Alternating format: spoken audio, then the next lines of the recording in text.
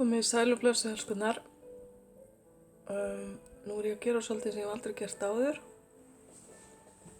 Og það er að lesa fyrir hvert stjörnumerki fyrir sig. Við skulum sjá hvernig það tekst til. Og þetta er svona fyrir helgina, orkan fyrir helgina. En getur líka alveg verið fram í næstu viku eða vikur, jafnvel. Við skulum sjá. Það er komið að Voginni. Vogin. Það er nýtt upphaf hjá Voginni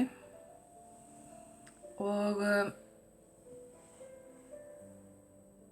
nýtt upphaf á mörgum sviðum. Það er efnislegt nýtt upphaf sem að getur táknað nýja atvinnu, nýja búsetu, nýtt upphaf á fjármálum, launahækkanir og kaup og sölu og allt sem tengist efnislega hluta lífsins. Síðan er líka hérna nýtt upphaf á svona hvað ég var að segja. Það er ný hugmyndafræði eiginlega sem að Vogin er svolítið að melta og skoða. Svolítið að fara að lifa lífi sínu á nýjan hátt og öðruvísi heldur en áður.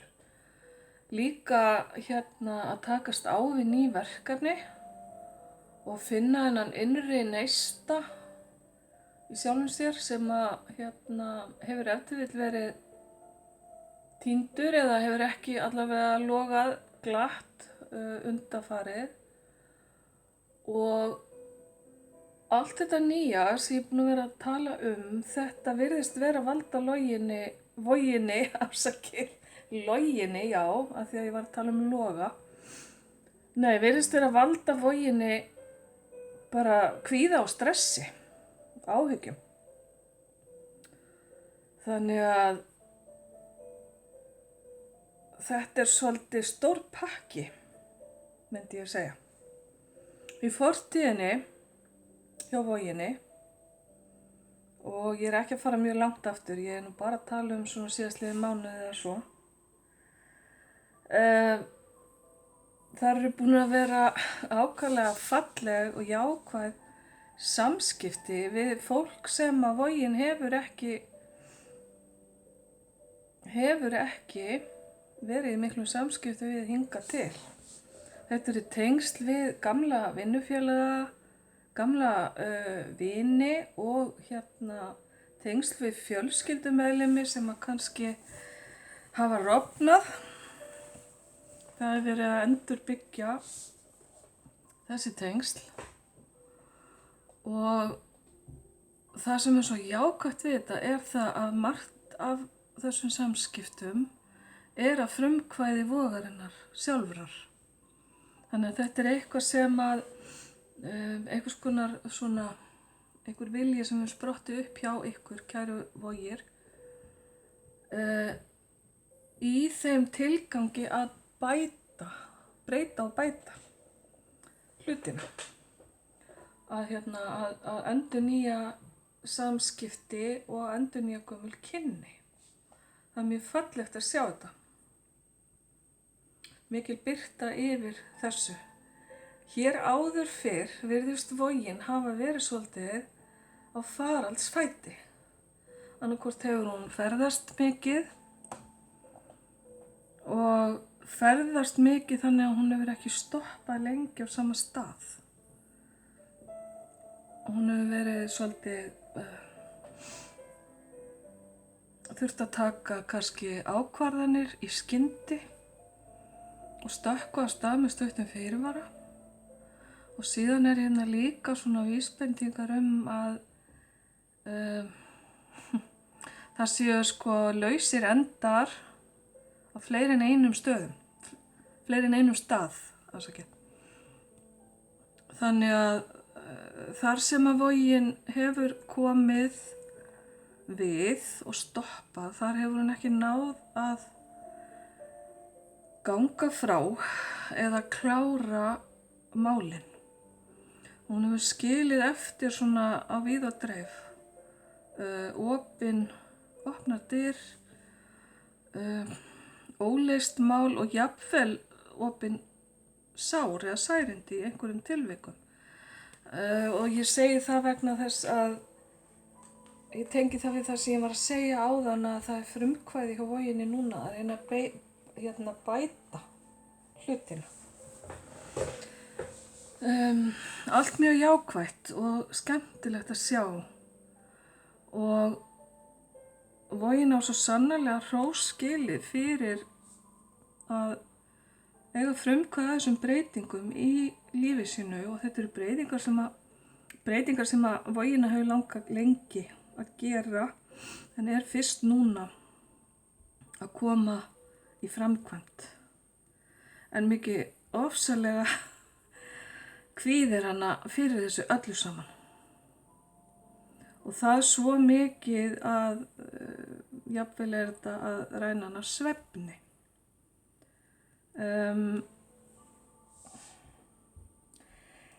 Að vissu leyti bara mjög eðlileg viðbrögð og að einhverju leyti þetta líka spenningur, það að segja á jákvæðan hátt. Þetta svona blanda af áhyggjum og spenningi.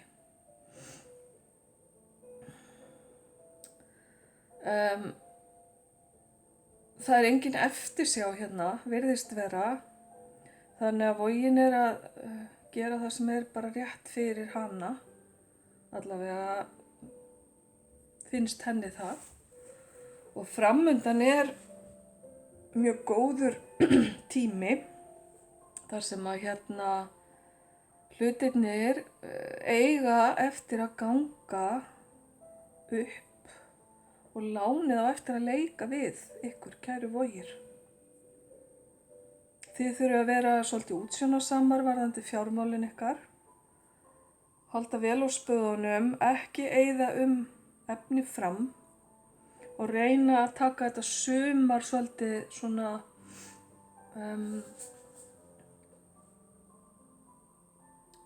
hvað ætlaði ég að segja, taka sumarið á léttunótunum. Ég veit ekki alveg hvað það þýðir, ég veit ekki hvaðan þetta kom. Allavega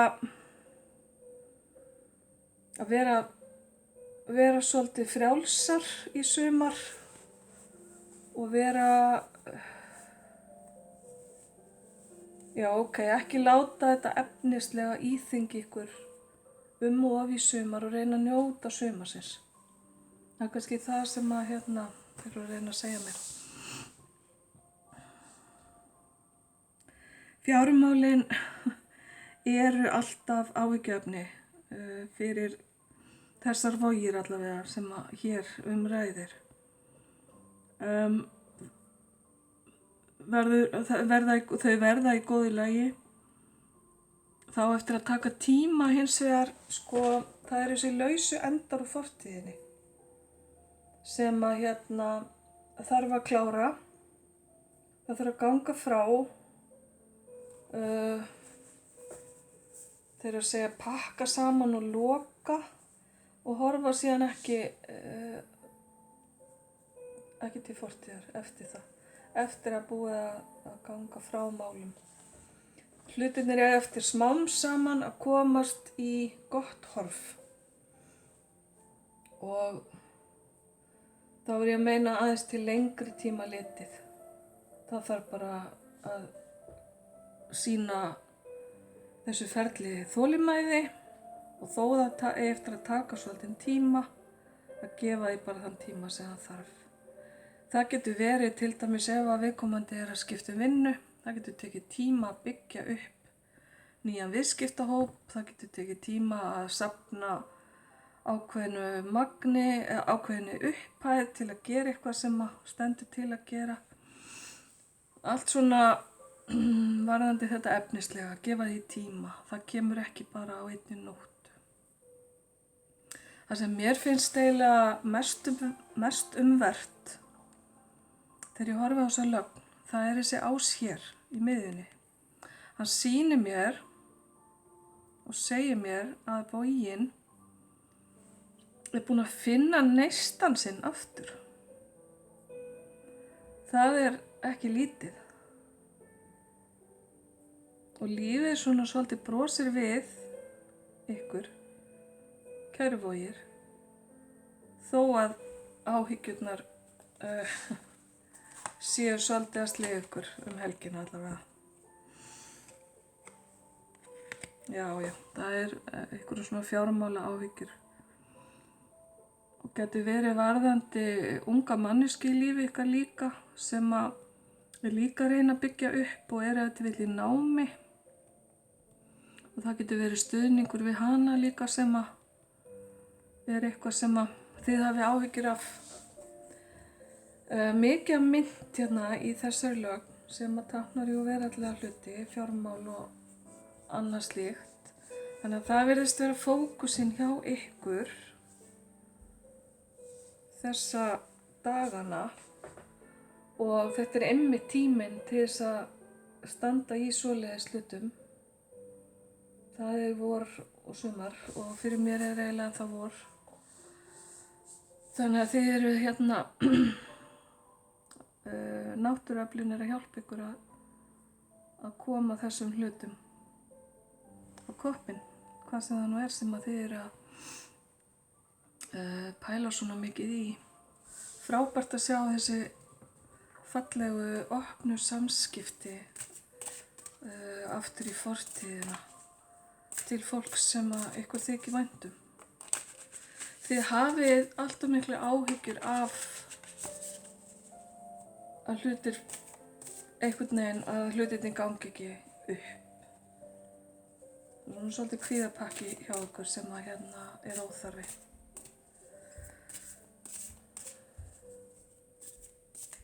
Ok, þið kæru Vogir fáið hérna eitt spil frá mér í viðbót.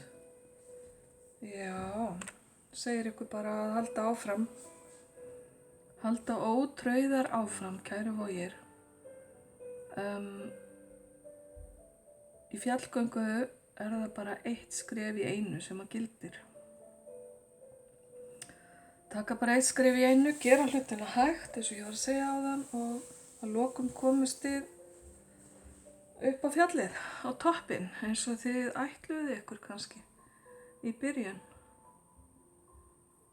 Ef þið vil þurfið þið aðeins að, já, ekkert ef þið vil, þið þurfið að sýna útsjónarsemi þangað til að takmarkinu er náð. En mér finnst nú einhvern veginn eins og það sé eitthvað sem að þið hafi nú örugglega gert áður. Þannig að það er ekkert nýtt fyrir ykkur.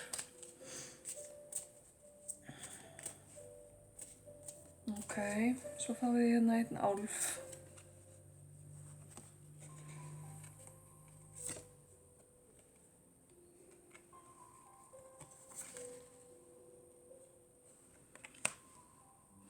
Álfunni segir bara þið eru með þetta. Notaðu hæfileika þína til að leysa málin, til að gera það sem að þú ætlar þér, og þú getur þetta. Það er ekkert flóknara en það. Þannig að hérna, hvað sem það er. Mjög jákvæð spil fyrir ykkur, Vogir. Ykkar versti óvinur er bara hugurinn, hausinn á okkur. Þegar að hjólið þar fer í gang, fer að snúast og snúast á ekki hjólið. Það er bara eina sem þurfa að vara ykkur á. Svo fáum við hérna spil sem er svona svolítið já eða nei spil.